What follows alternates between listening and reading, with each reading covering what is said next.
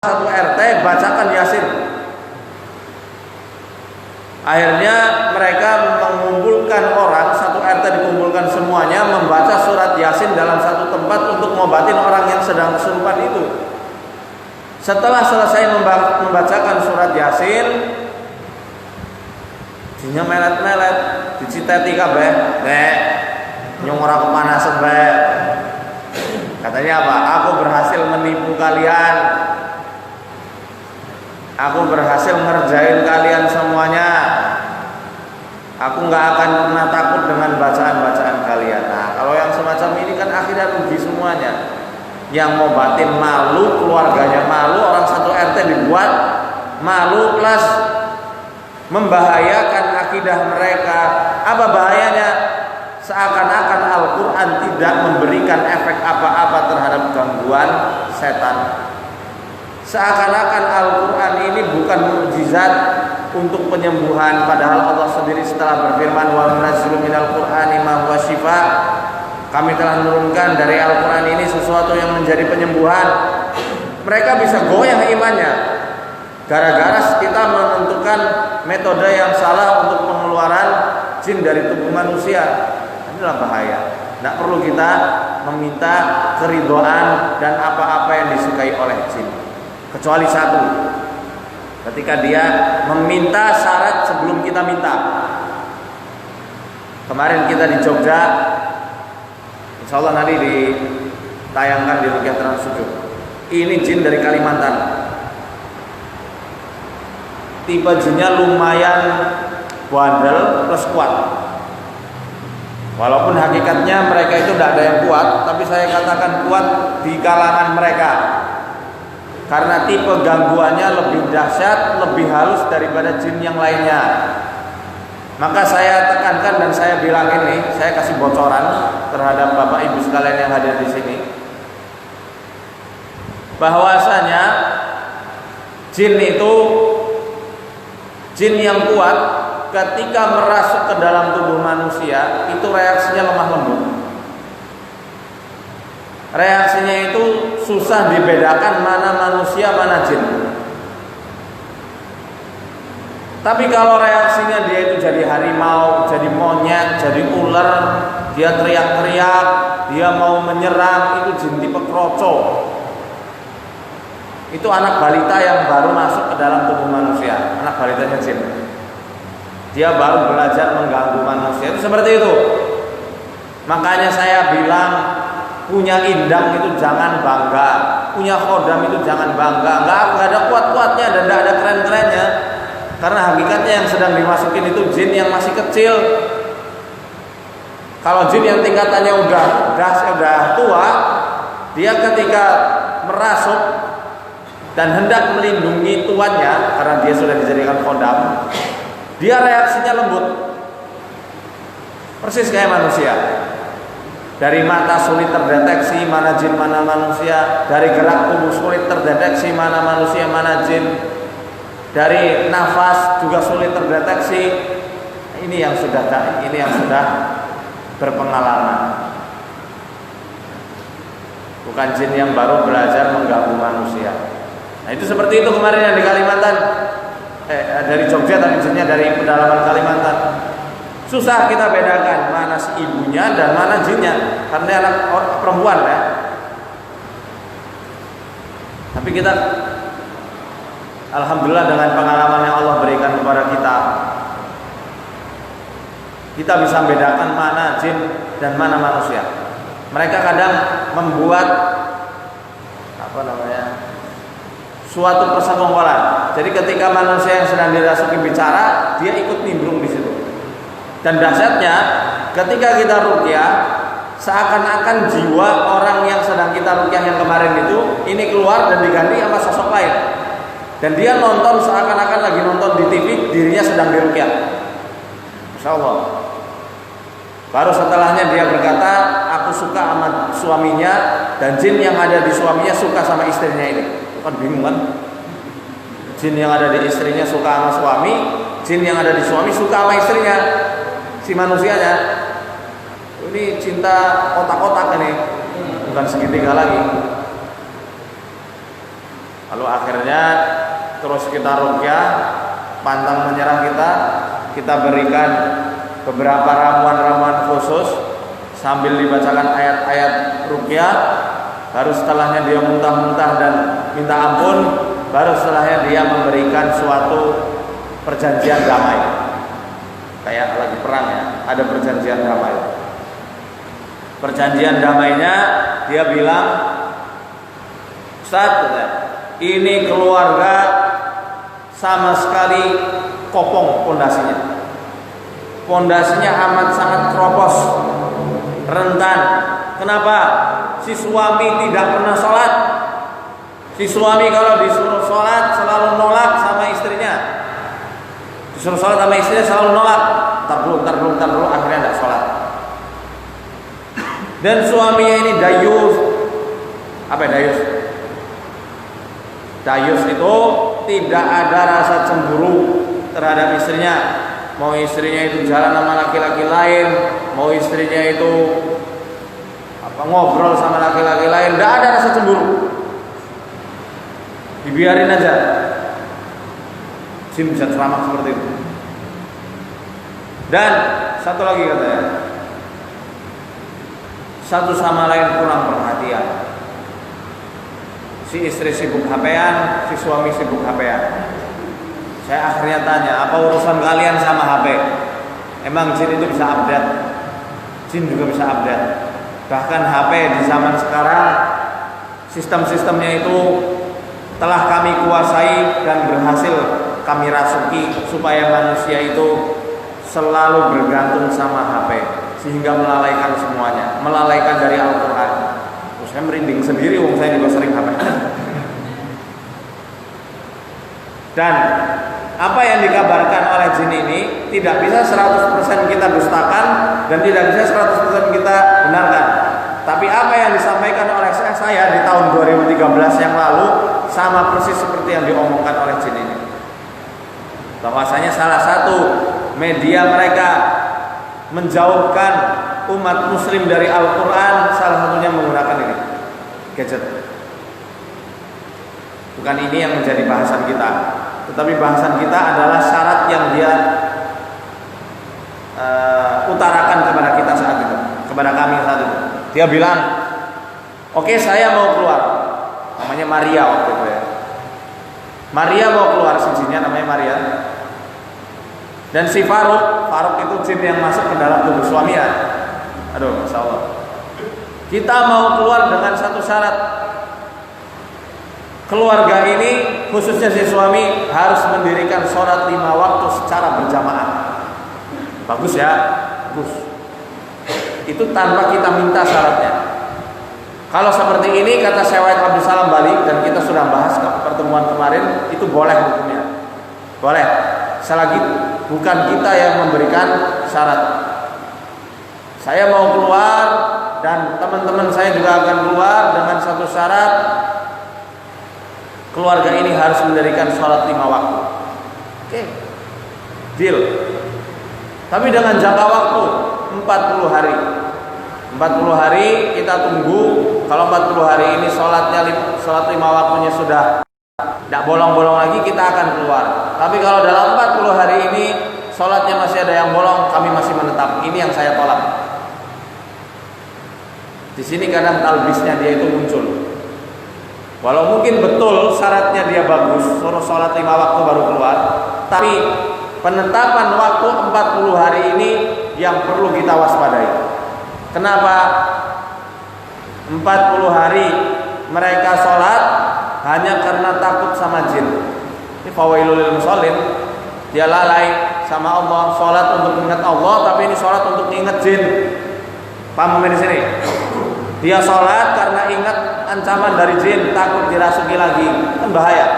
Maka tidak ada syarat-syaratan. Ketika keluarga ini sudah mulai sholat dan sholatnya sudah mulai rutin, kamu keluar. Tapi dia menjadikan satu syarat lagi. 1 kali bolong saya akan merasuk, itu urusan kamu. Kita gitukan. Kalau 1 kali bolong merasuk lagi, itu urusan kamu dan keluarga ini, bukan urusan kita. Seperti itu. Jadi dibolehkan. selagi mereka yang memberikan syarat dan syaratnya sesuai dengan syariat Islam. Jadi masalahnya agak pelik, agak vulgar, tapi saya rasa mungkin penting sekali untuk kita ketahui. Apa ini kita sampaikan? Jadi intinya gangguan yang meliputi keluarga tersebut sebenarnya ada pada masalah suami istri. Itu banyak anak kecil, kapan-kapan aja saya pendidikannya agak vulgar soalnya. Jadi si laki-laki ini tidak akan pernah puas kecuali dengan suatu metode yang diharamkan dalam Islam. Insya Allah bapak-bapak udah paham itu apa caranya. Nah itu ternyata bagian dari jin, bisikan dari jin supaya mendatangi istrinya dari arah yang tidak Allah ridhoi. Itu dibisiki dan dibuat manusia itu berhasrat untuk masuk ke situ tanpa bisa dia kendalikan. Perbuatan kaum Lut semacam itu, ini membahayakan. Oke, selanjutnya thariqatul isti'anah. Thariqatul isti'anah yang ketiga adalah metode meminta tolong, meminta bantuan dengan jin yang lain. Wa hadhihi thariqatu la yaqumu biha illa sahir. Cara ini tidak dilakukan kecuali oleh para penyihir. Fayasta'inu bil jinni alladhi yukhdimuhu. Yang mereka ini meminta tolong kepada khodam-khodam mereka, jin yang berkhidmat, jin yang selama ini menjadi perewangan mereka. Listikhrajil jinni sari' lil marid, untuk mengeluarkan jin yang sedang merasuk ke dalam tubuh pasien. Fahyanan yakunu jinni sahir ad'af fala yastati'. Kadang-kadang jin milik penyihir ini lebih lemah daripada jin yang sedang merasuk pasiennya, sehingga dia tidak berhasil mengeluarkan. Maka Bapak Ibu kadang mungkin pernah ada yang berobat, tiba-tiba orang yang mengobati bilang saya sudah tidak kuat, saya tidak kuat mengobati anak ini. Dia nggak bilang kenapa tidak kuat, pengobatin kok tidak kuat, emangnya suruh junjung beras. Dia ngomong seperti itu karena khodamnya lebih kecil daripada jin yang merasuki si anak misalnya. Makanya dia mengatakan tidak kuat terlebih dahulu. Bahkan pernah ada salah seorang pasien dulu, dia dibawa kemana-mana sampai 50 dukun. Sampai dukun-dukun itu ketika dia baru hadir saja, baru sampai ke gerbang rumahnya, dukunnya justru yang kesurupan. Bukannya ngobati si pasiennya, dukunnya kesurupan dulu. Karena tidak kuat saking besarnya pengaruh jin yang dia itu lebih besar daripada jin yang dimiliki oleh si dukun. Wahyanan yakunu aqwa fayastati'. Dan kadang-kadang jin milik penyihir lebih kuat sehingga mampu untuk mengeluarkan jin yang ada dalam tubuh si pasiennya. Ya. Apakah meminta tolong sama jin ini haram? Apa halal? Halal apa haram? Boleh apa enggak? Ini saya bawa bukunya Ibnu Taimiyah, Majmu' Fatawa. Jilid 6. Jilid 6 ini terbitan mana? Darul Wafa. Jilid 6. Di Majmu' Fatawa ini dijelaskan bahwasanya kita dibolehkan minta tolong sama jin. Walaupun sebenarnya maksudnya bukan seperti itu. Tetapi Majmu' Fatawa mana?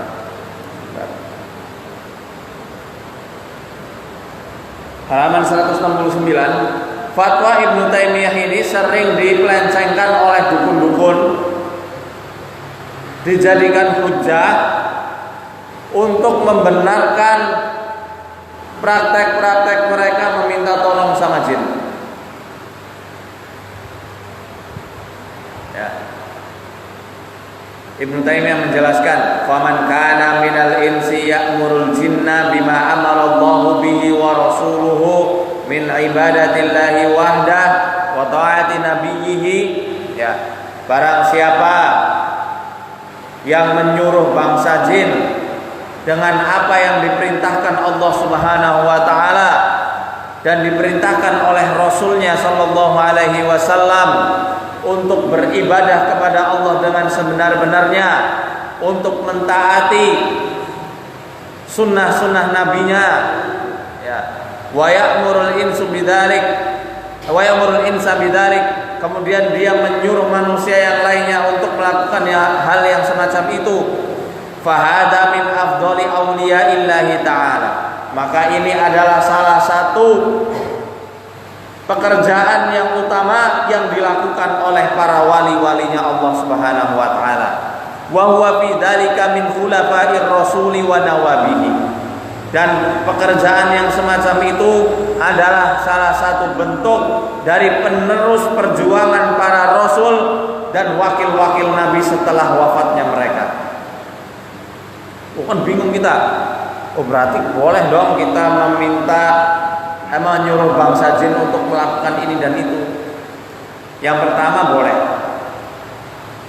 Yang dimaksud Syekhul Islam Ibnu Taimiyah di sini, ya'murul jinna bima amara Allahu bihi wa rasuluhu, adalah menyuruh jin supaya masuk Islam. Jin, masuk Islam kamu. Ini yang dimaksud. Kita memerintahkan jin. Kamu masuk Islam, dirikan sholat, jalankan puasa, bayar zakat misalnya, haji kamu ke tanah haram, apalagi contohnya, makanlah kamu tulang belulang yang disembelih atas nama Allah, makanlah kamu, makanlah kamu hewan-hewan kamu dengan menggunakan kotoran-kotoran yang sudah kering.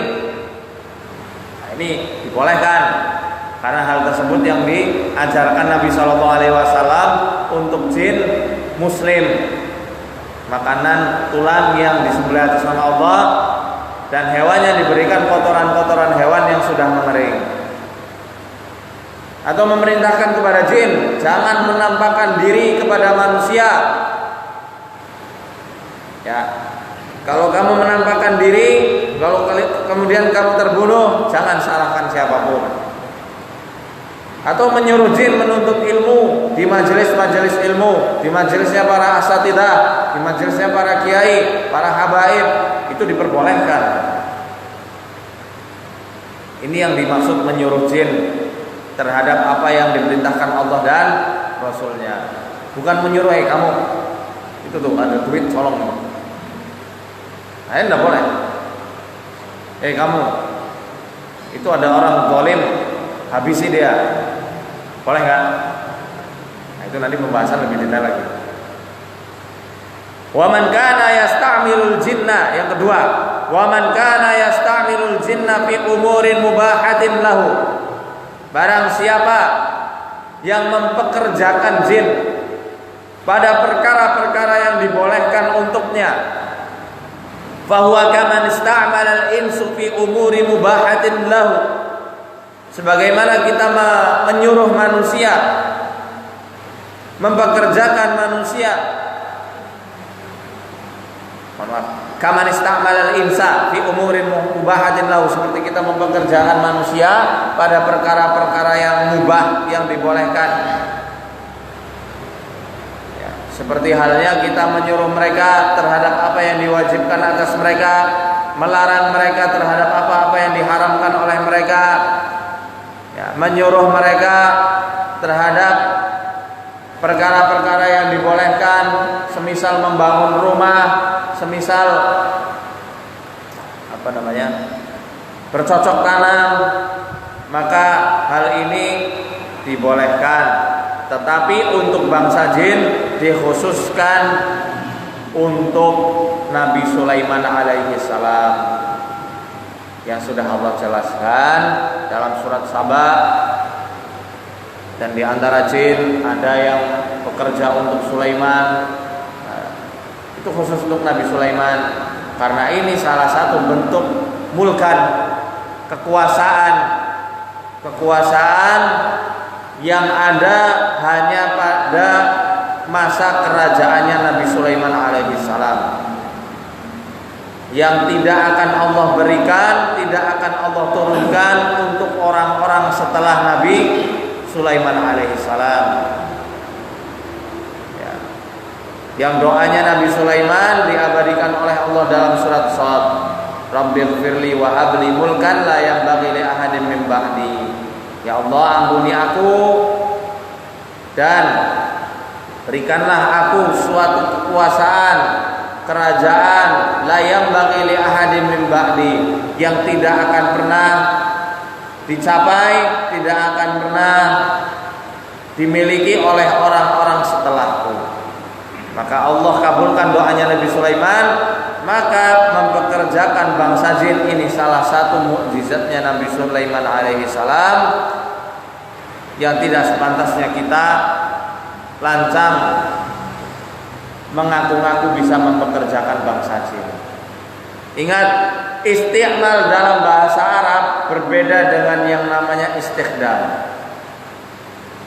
Isti'mal, nah ini perlu dicatat supaya bisa jadi hujah antum. Isti'mal dalam bahasa Arab artinya mempekerjakan. Sifatnya tidak terikat. Contoh isti'mal dari fatwanya Ibnu Taimiyah yang dijelaskan oleh Syekh Utsaimin rahimahullah, itu adalah mempekerjakan jin, menyuruh jin untuk mencari buhul sihir, di mana sihir itu diletakkan dan disembunyikan oleh penyihir. Ini dibolehin. Itu isti'mal, mempekerjakan artinya menyuruh, mempekerjakan, dan sifatnya tidak terikat. Gak ada perjanjian apapun, tidak ada ritual apapun untuk mengikat mereka, tidak ada sesembahan apapun untuk mempekerjakan mereka. Ini namanya isti'mal. Berbeda dengan istikhdam. Istikhdam talabul khadam, talabul khidmah. Istikhdam sifatnya mengikat. Ada prinsip tukar menukar, ada prinsip jual jasa pada istikhdam. Jual jasa maksudnya gimana? Kalau jin disuruh melakukan sesuatu, maka kita harus memberikan yang terbaik untuk jin tersebut. Ini istikhdam namanya. Berbeda. Makanya di sini Syekhul Islam Ibnu Taimiyah menjelaskan dengan kata isti'mal, bukan kata istikhdam. Waman kana yasta'milul jinna, bukan waman kana yastakhdimul jinna. Tapi ini yasta'mil, isti'mal. Dia menyuruh, memerintah tanpa ada keterikatan apapun. Kalau istikhdam, dia menyuruh, memerintah dengan didahului perjanjian tertentu, ritual tertentu, persembahan-persembahan setelah dia melakukan apa yang diminta oleh manusia. Ini istikhdam. Bisa dipahami? Beda ya, istikhdam dan isti'mal. Paham dong? Paham dong? Apa jawabnya? Ah, pintar.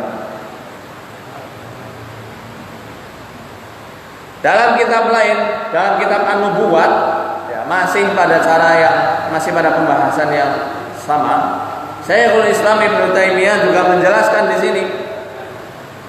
Ini bukan sesuatu yang kontradiktif, karena apa yang dibahas oleh Syekhul Islam Ibnu Taimiyah dalam Majmu'ah Al-Fatawa ini adalah menjelaskan perbedaan antara waliullah dan wali-walinya setan.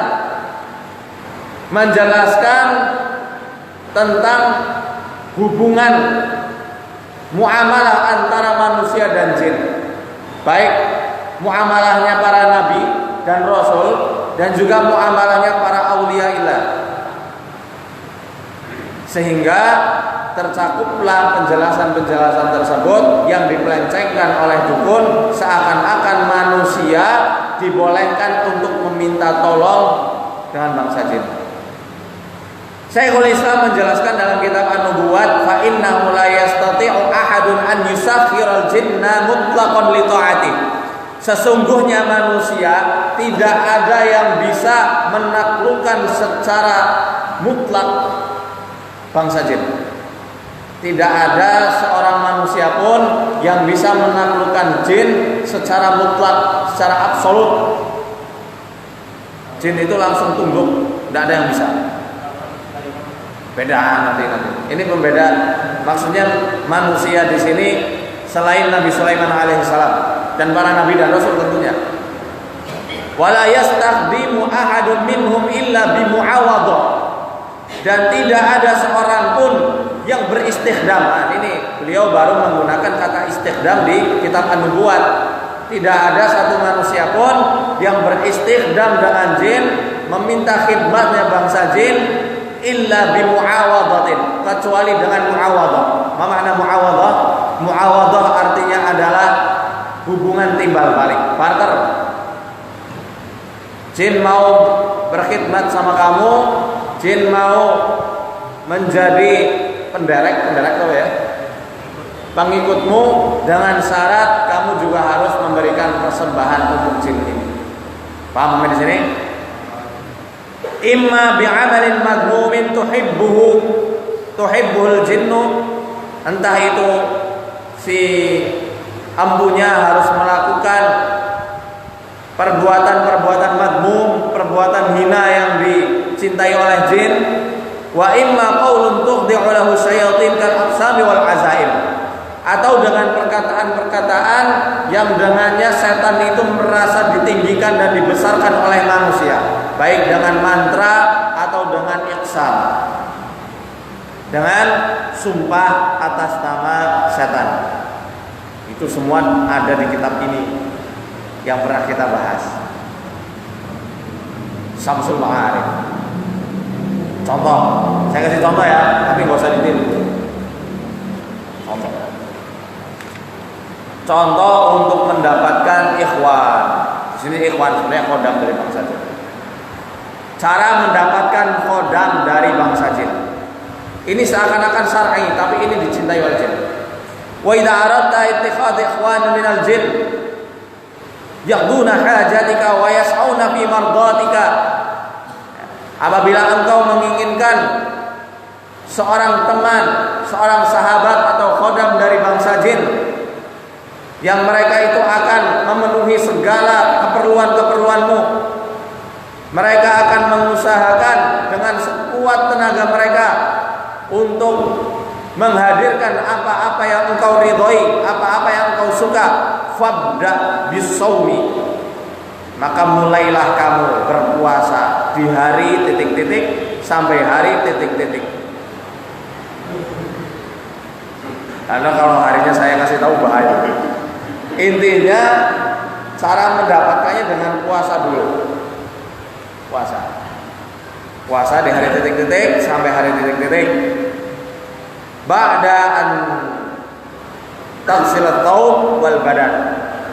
Setelah kamu menyuci baju dan juga badanmu, bebersih lah ya, setelah bebersihan. Waqra, kemudian bacalah surat Al-Ikhlas kulla yaumin alf marrah, setiap harinya 1000 kali surat Al-Ikhlas. Wa suratu Yasin marrah, kemudian surat Yasin sekali. Wa suratul Dukhan, kemudian surat Ad-Dukhan, dan kemudian surat titik-titik, dan kemudian surat titik-titik marrah, satu kali ya, satu kali sudah cukup. Ini salah satu contoh apa tadi, cara mendapatkan qadam dan cara meminta tolong bangsa jin. Dalam madhab Syafi'i, para ulama Syafi'iyah menjelaskan hal yang semacam ini termasuk sihir. Salah satunya Al-Habib Abdullah Al-Mashhur dalam kitab beliau Bughyatul Mustarsidin halaman 209, pojok kiri paling atas sih. Soal-soal. Ya intinya seperti itu, pojok kiri paling atas. Saya bukan peserta di Hidayat, tapi saya karena sering melihat kitabnya ya hafal. Cuma itu tak sing dihafal, sering melihatnya orang hafal. Di situ dijelaskan bahwasanya sihir itu salah satunya adalah perbuatan isti'anah bil jin, meminta tolong dengan bangsa jin. Secara otomatis meminta tolong dari bangsa jin menurut ulama Syafi'iyah hukumnya haram dan termasuk perkara-perkara apa? Sihir. Jadi hukumnya apa? Boleh apa haram? Haram. Meminta tolong sama jin haram. Sudah dipahami ya? Jadi kalau ada orang-orang yang membawakan kitab Majmu' Fatawa untuk menyanggah kita, oh kamu Wahabi, apa-apanya haram, apa-apanya sihir, apa-apanya syirik, silakanlah sodorkan. Kita Wahabi garis lurus.